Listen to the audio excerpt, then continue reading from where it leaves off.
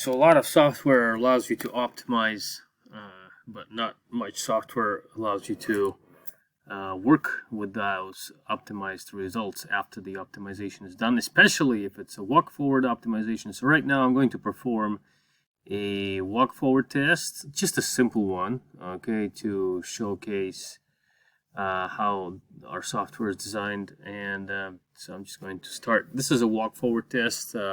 So we got 12 periods here, each running 288 iterations. It's just for test purposes. Okay, I'm not going to, obviously this optimization can take 1, 2, 3 hours sometimes. Okay, and don't mind the results, they're pretty bad. Okay, so and what I'm going to do now is I'm going to save.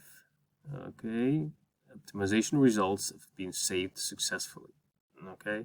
So we can see our optimization results right now.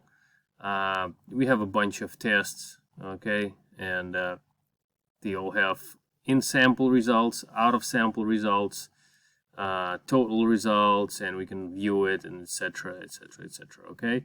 Now, I assume that I have chosen the best results for that I'm going to go for. Okay, so I'm saving the best ones. Okay, so let's close this window and go to the database. You can see that MA crossover, okay, has appeared right here. Okay, and if I double click this, okay, you can see I come back into this window, and this is now my saved results for everything that I have just performed, okay, in my test. Okay, and this is just truly amazing because you can come back to any optimization result, examine it in pretty much the same fashion as if the optimization has just finished. All right.